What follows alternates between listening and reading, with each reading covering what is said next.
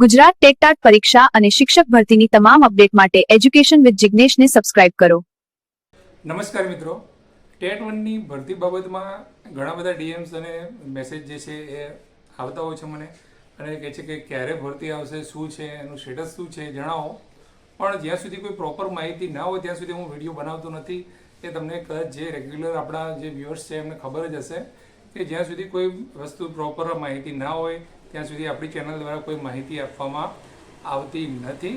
અને ખાસ કરીને બીજી એક વાત કરી લઈએ કે ઉમેદવારોની વાત કરીએ તો ગ્રુપની અંદર કે એવી રીતે ઘણા ઉમેદવારો જે છે અમુક વસ્તુનો પેનિક બનાવતા હોય છે, અને ઘણા ઉમેદવારો એવા પણ હોય છે કે બીજા ઉમેદવારોને ગેરમાર્ગે દોરતા હોય છે. તો એવું જે છે એ કરવાનું બંધ કરી દેવું જોઈએ. અને ખાસ હવે જે પ્રશ્નો મારી જોડે આવ્યા છે એ પ્રશ્નો પર ઘણા લોકો એમને કીધું છે કે એક વિડીયો બનાવીને ફરીથી લોકોને જાણ કરો કે શું ચાલી રહ્યું છે, શું છે ભરતીની બાબતમાં, તો લોકોને થોડી ઘણી જે છે એ સાંત્વના થાય. તો વિડીયો હું નહોતો બનાવવાનો, પણ અમુક મિત્રોને જો જે પણ પ્રશ્નો આવ્યા છે એને લઈને મને જે કંઈ પણ લાગી રહ્યું છે એ બાબતની અંદર તમને હું વાત કરવા જઈ રહ્યો છું. તો પહેલો પ્રશ્ન એવો છે કે ભરતી જે છે ખરેખર ટેટ 1ની ભરતી એ ક્યારે આવશે એની વાત જે છે અગાઉ પણ મેં જે વિડીયોમાં વાત તમને કરેલી જ છે. જે જિલ્લાના બદલી કેમ્પોની મેં વાત કરી હતી, તો બદલી કેમ્પો તમે જોઈ શકો છો કે હજુ ચાલુ નથી થયા છે. અત્યારે જે છે અરસપરસ બદલી કેમ્પ જે છે એ જાહેરાતો ચાલે છે. અરસપરસ બદલી કેમ્પનું કામ ચાલે છે. એના પછી જે છે પેલા બદલી કેમ્પ જે હોય છે એક તરફી બદલી કેમ્પ પણ આવશે. હવે રહી વાત ઇલેક્શનની, તો ઇલેક્શન જે છે એ તમને બધાને ખબર જ છે કે ગુજરાતની જે 15 જેટલી જે મહાનગરપાલિકાઓ છે, નગરપાલિકાઓ જે છે, અને તાલુકા અને જિલ્લા પંચાયતની ચૂંટણી પણ જે છે એ ખૂબ જ નજીકના સમયમાં, એટલે કે આ એપ્રિલ મહિનામાં જ એ ચૂંટણી આવવાની છે. હવે જો એપ્રિલની શરૂઆતમાં જ જે છે એ આચારસંહિતા જે છે લાગી જાય છે, તો એપ્રિલની અંદર તો ભરતી જાહેર થાય એવું શક્ય છે નહીં. અને આચારસંહિતાની પહેલાં હાલ જાહેર થાય એવી કોઈ પ્રોસેસ છે નહીં, કેમ કે જે ઉમેદવારો અમુક ગાંધીનગર જાય છે અને જે અમુક આપણને માહિતી વ્યક્તિ આપતા હોય એમના તો પણ પૂછીને આપણે કીધું છે કે જે ફાઇલ જે છે એ ફાઇલ જે ભરતીની જે ફાઇલ જે છે એ એક્ટિવ મોડમાં નથી. એટલે કે જગ્યાઓ તો જે છે એમને ખબર છે આટલી મોટા પ્રમાણમાં જગ્યાઓ ખાલી છે, પણ જે ભરતી માટેનું જે કામ જે થવું જોઈએ એ હાલમાં જે છે એ નથી થઈ રહ્યું. એટલે કે ટૂંક સમયમાં શરૂ જરૂરથી થશે અને ભરતી આવવાની તો છે જ. મેં ગઈ વખતે પણ કીધેલું છે. ઘણા મિત્રો એવું કહેશે કે આમને તમે શ્યોર માહિતી તો આપી નહીં, તો મેં એટલા માટે જ તમને કહ્યું કે સચોટ માહિતી હોય તો જ હું તમને જણાવું છું. હાલમાં એવી કોઈ માહિતી છે નહીં. ઉમેદવારો ઘણા બધા પૂછપૂછ કરે છે, એટલા માટે વિડીયો બનાવીને તમને જણાવ્યું છે. ભરતી જે છે કેટલી આવશે એવો પણ એક પ્રશ્ન હોય છે, ઘણા મિત્રોને પ્રશ્ન થાય છે.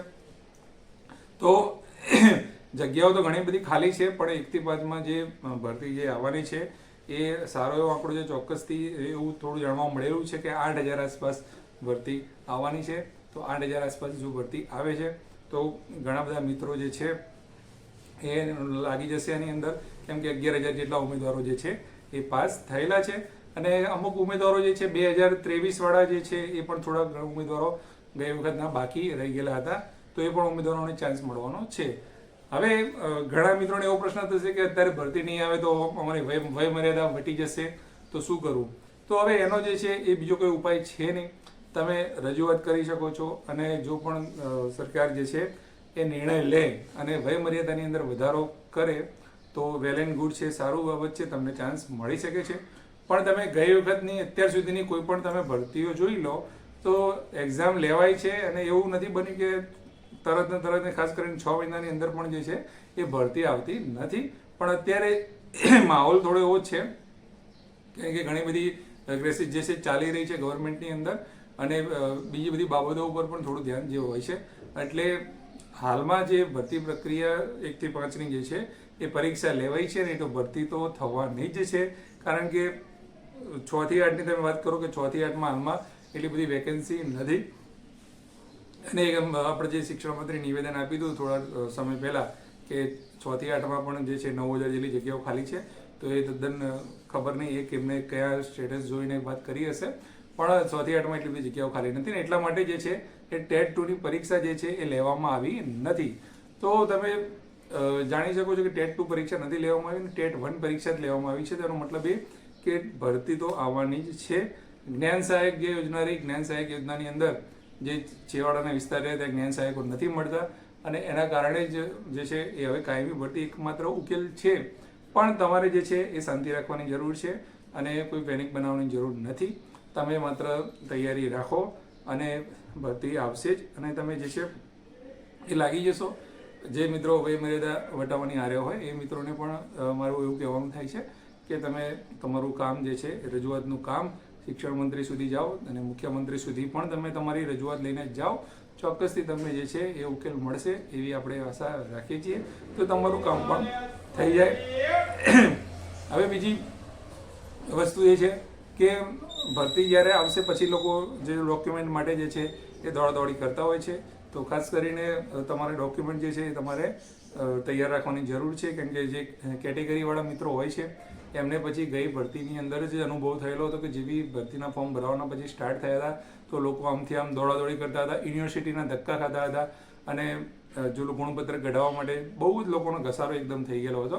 તો અત્યારે જે છે તમારી પાસે સમય છે તો તમે મેન અમુક વસ્તુ જે છે એ ઘણા ઉમેદવારોને ખબર નથી હોતી કે તમારું જે ટ્રાયલ સર્ટિફિકેટ જે છે એ તમારું 12માનું ટ્રાયલ સર્ટિફિકેટ ના હોય તો કઢાવી નાખજો. ગ્રેજ્યુએશનનું ટ્રાયલ સર્ટિફિકેટ ના હોય તો કઢાવી નાખજો. બરાબર છે. પીટીસીનું ટ્રાયલ સર્ટિફિકેટ ના હોય તો કઢાવી નાખજો. એનસીટી ના હોય તો કઢાવી નાખજો.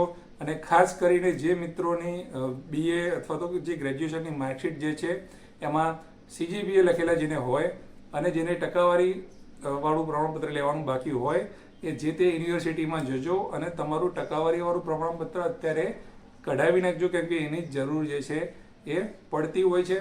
તો આ 4-5 વસ્તુ જે છે એની આ પ્રમાણપત્રોમાં જે કયા ખાસ કરીને ગ્રેજ્યુએશનનું જે ટ્રાયલ સર્ટિફિકેટ હોય છે એ પણ શરૂઆતમાં જે આપવામાં આવતું નથી હોતું.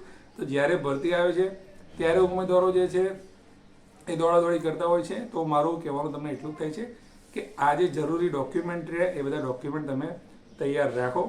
પછી વાત કરીએ કેટેગરી વાઇઝ મેરિટની વાત કરીએ તો એ પણ લોકો પૂછતા હોય છે. તો એ મેરિટ હમણાં જગ્યા આવશે પછી આપણે તમામ જે છે આ આપણી ચેનલના માધ્યમથી તમને વિડીયો જણાવીશું. ને ગઈ વખતે પણ આપણે જે પણ મેરિટ માટે પ્રેડિક્શન જે પણ કર્યા હતા ઘણા બધા સાચા પડેલા હતા. ઉમેદવારો જે પણ જૂના હશે એમને ખબર જ હશે કે છેક સુધી આપણે જ્યાં સુધી ભરતી સ્ટાર્ટ થઈ ત્યાંથી લઈને ઉમેદવારો જ્યાં સુધી શાળામાં હાજર થયા ત્યાં સુધીને એમને મેડિકલ સર્ટિફિકેટ સુધી માટેની મેડિકલ ફિટનેસ પૂર્ણ થાય ત્યાં સુધીની તમામ જે છે વિડીયો એ રિયલ ટાઈમ અપડેટ આપણે આપી છે. તો તમામ ઉમેદવારો જે પણ ટેટ 1ના રહ્યા કોઈ પણ અપડેટ આવશે તો આપણી ચેનલ પર જરૂરથી આપી તો હજુ સુધી આપણી ચેનલને સબસ્ક્રાઇબ ના કરી હોય તો ચોક્કસથી સબસ્ક્રાઇબ કરી લેજો સાચી અને સચોટ માહિતી માટે.